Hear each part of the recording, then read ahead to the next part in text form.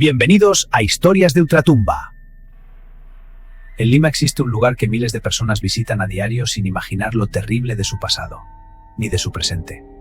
El centro cívico, hoy convertido en el Real Plaza, es un hervidero de gente durante el día, un lugar de compras, cines y comidas rápidas. Pero cuando las tiendas cierran sus puertas y las luces de seguridad se encienden, el edificio se transforma en otra cosa. Porque antes de ser un centro comercial, antes de ser oficinas del Estado, este terreno fue por casi 100 años la penitenciaría de Lima, conocida como el Panóptico. Una cárcel de hombres donde el sufrimiento, la locura y la muerte fueron moneda corriente entre sus muros de piedra. Demolida en 1961, sus fantasmas, según muchos, nunca se fueron. Solo se quedaron esperando, mudos, a que la noche vuelva a dejarlos salir. Hoy recibimos el testimonio de Roberto, un vigilante que lleva 8 meses cuidando las entrañas de ese edificio, y que ha aprendido que no está solo en sus rondas. Antes de seguir con la carta te pedimos que nos apoyes suscribiéndote al canal, dándole like al vídeo y compartiéndolo. Si tienes alguna experiencia de casos paranormales y quieres compartirlo, no dudes en escribirnos. Correo electrónico de Roberto. Para el canal Historias de Ultratumba, con la esperanza de que alguien entienda lo que cuento y, sobre todo, para que los que trabajan de noche sepan que no están locos cuando sienten cosas. Mi nombre es Roberto. Tengo 47 años y trabajo como vigilante en el Real Plaza del Centro Cívico desde hace 8 meses. Es mi primer trabajo de noche en un lugar tan grande, y si Dios quiere, será el último. No es que el sueldo sea malo, ni que los compañeros sean desagradables. Es el edificio mismo. Es la sensación que te acompaña desde que entras por la puerta de servicio hasta que sales con el primer sol. Es la certeza de que, en la oscuridad, no estás solo. Antes de aceptar este trabajo, yo sabía poco del centro cívico. Sabía que era un edificio grande, que tenía cine y tiendas. Pero en la inducción, un compañero viejo, un tal Don Walter que lleva años en esto, me tomó del brazo y me dijo en voz baja, lejos de los supervisores: «Muchacho, aquí hay que tener respeto. Esto fue una cárcel. La más grande de Lima. Y antes de ser cárcel, este terreno era puro arenal donde enterraban a los que morían en los hospitales de la zona. Debajo de las tiendas de ropa y los cines, hay huesos. Muchos huesos». Yo me reí, como se ríe uno cuando no sabe. Pensé que era un cuento para asustar al nuevo, una tradición de vigilantes. Pero la primera noche, ya en mi ronda de las 2 de la madrugada, empecé a entender que Don Walter no bromeaba. Mi zona de vigilancia es el perímetro del centro comercial, pero sobre todo los pasillos interiores cuando todo está cerrado. Recorro los corredores que conectan las tiendas, los accesos a los estacionamientos y la base de la torre de oficinas, esa mole de 33 pisos que se levanta hacia el cielo y que fue por décadas el edificio más alto del Perú. Esa torre, sobre todo, tiene una presencia.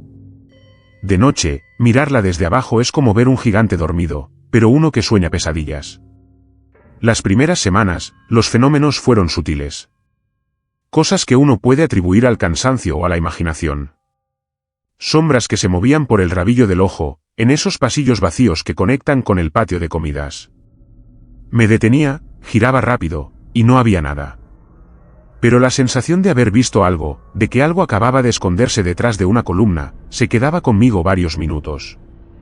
Empecé a caminar más rápido por ciertos tramos, sobre todo cerca de las escaleras mecánicas apagadas, que parecen bestias dormidas con sus dientes de metal. Luego vinieron los sonidos.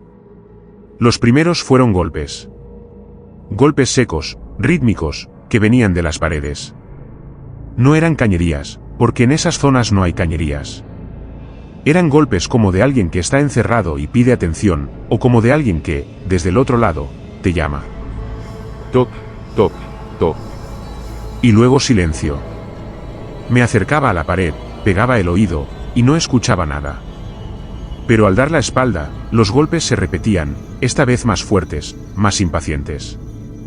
Aprendí a no reaccionar, a seguir mi ronda como si nada, pero el corazón me latía con fuerza cada vez.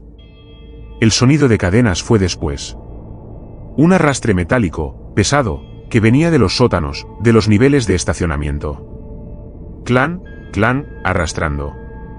Como si alguien con grilletes en los tobillos caminara lentamente por las rampas de cemento. Una noche, El sonido era tan claro que llamé por radio a mi compañero del otro lado del edificio, un muchacho joven de nombre Cristian. Le pregunté si él también escuchaba. Hubo un silencio largo, y luego su voz entrecortada. Sí, hermano. Lo escucho. Parece que viene de abajo. Los dos sabíamos que en los sótanos no había nadie. A esa hora, los carros ya no entran ni salen. Solo están los carros estacionados, mudos, esperando el amanecer. Las risas fueron lo peor.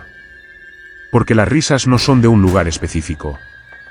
Parecen venir de todas partes a la vez, rebotando en el concreto de los pasillos y multiplicándose. Son risas bajas, ahogadas, que no son de alegría. Son burlonas, como si alguien estuviera observando tu miedo desde las sombras y se divirtiera con él. Una madrugada, hace como 2 meses, estaba yo en el segundo nivel, cerca de las tiendas de ropa. El silencio era total, de esos silencios que duelen en los oídos. De repente, una carcajada clara, nítida, sonó justo detrás de mí. Me di la vuelta tan rápido que casi pierdo el equilibrio. No había nadie.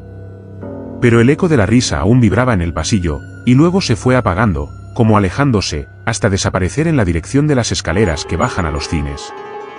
Esa noche me costó trabajo terminar mi ronda. Me quedé en la garita de seguridad hasta el amanecer, con la puerta cerrada con llave, sin atreverme a salir. Conversando con otros vigilantes, los que llevan más tiempo, descubrí que no soy el único. Todos tienen sus propias historias. Un compañero, Manuel, que cuida el perímetro exterior, dice que a veces ve figuras paradas en las ventanas de la torre de oficinas, en pisos altos donde no hay nadie trabajando a esa hora. Figuras que se quedan mirando hacia abajo, hacia la calle, y luego desaparecen cuando le enfoca su linterna. Otro, un señor mayor que ya se jubiló pero que a veces viene a visitarnos, contó que en los años 80, cuando el centro cívico era solo oficinas abandonadas y el lugar se había vuelto un punto para suicidas, él trabajaba de guardia y veía sombras caer desde lo alto. Sombras que se estrellaban contra el suelo y desaparecían antes de tocar el piso. Lo que más me inquieta es que los fenómenos parecen intensificarse con la luna llena. Esas noches, el edificio se vuelve más activo. Los sonidos son más frecuentes, las sombras más atrevidas. Una de esas noches, hace 3 semanas, estaba yo en el primer nivel, cerca de la entrada que da al Metropolitano. Todo estaba en silencio, pero ese silencio tenso que precede a la tormenta. De pronto, las puertas de un ascensor de servicio se abrieron solas. No hubo ruido, solo el deslizarse de las puertas metálicas. Adentro, la luz del ascensor estaba apagada, solo se veía un rectángulo de oscuridad absoluta. Me quedé mirando, sin moverme, esperando que algo saliera. Y entonces, desde el fondo de esa oscuridad, escuché una voz. Una voz ronca, de hombre, que dijo una sola palabra. Una palabra en un español antiguo, que sonó como aquí. Solo eso. Las puertas se cerraron de golpe, y el ascensor se puso en movimiento solo, subiendo. Vi los números en el panel, iluminándose uno tras otro. Subió hasta el piso 19 y se detuvo. Se quedó allí un minuto, y luego empezó a bajar, piso por piso, hasta llegar de nuevo al primero. Las puertas se abrieron otra vez. Seguía vacío, oscuro. No he vuelto a usar ese ascensor de noche. Prefiero subir las escaleras, aunque duelan las piernas. Empecé a investigar por mi cuenta, a preguntar, a leer. Quería entender qué era lo que habitaba estas paredes. Fue así como confirmé lo que don Walter me había dicho el primer día.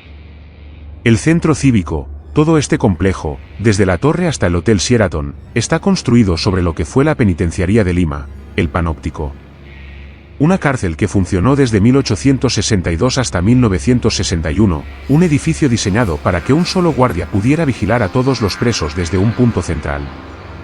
100 años de hombres encerrados, de castigos, de enfermedades, de muertes. 100 años de dolor que quedaron impregnados en la tierra. Hubo un presidente, Augusto B. Leguía, que pasó sus últimos días allí, encerrado, enfermo, hasta que murió en 1932. Dicen que su fantasma, un hombre viejo y cansado, a veces se aparece en los pasillos de la torre, buscando una salida que ya no existe. Y luego está el Limazo.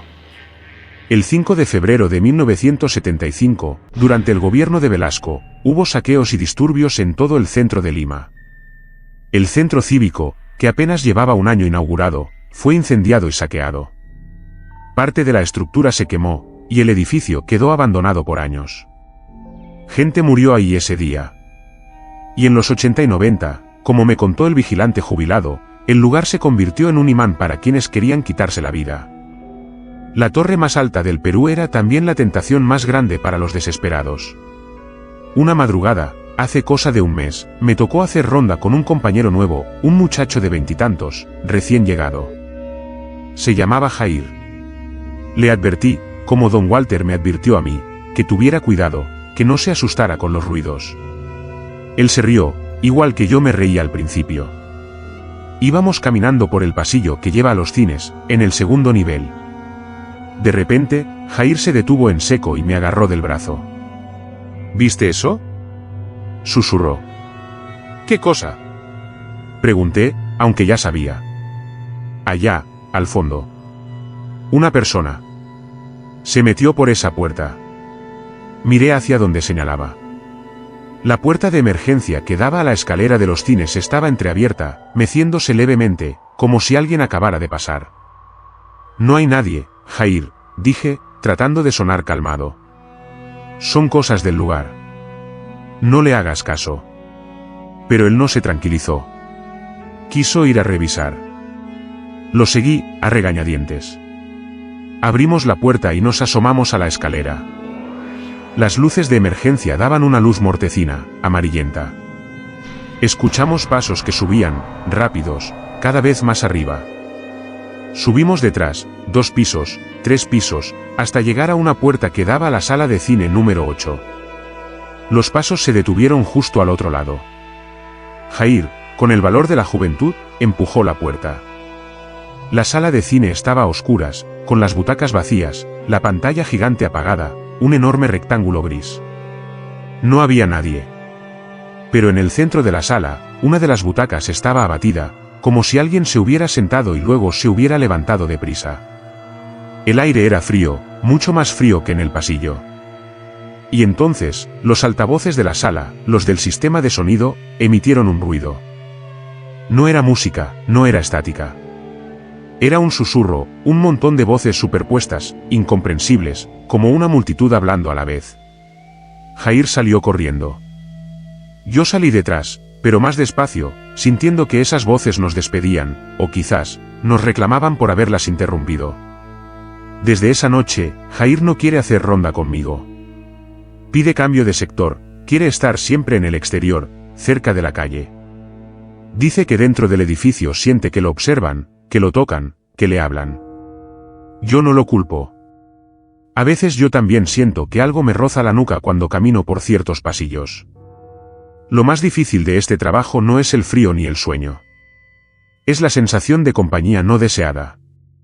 Hay noches en que el silencio es tan absoluto que duele, y de repente, un golpe en la pared te recuerda que no estás solo.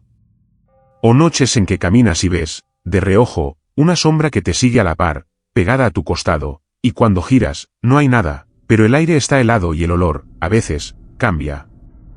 Huele a humedad, a viejo, a encierro. Huele a cárcel. He aprendido a convivir con eso. No miro directamente a las sombras.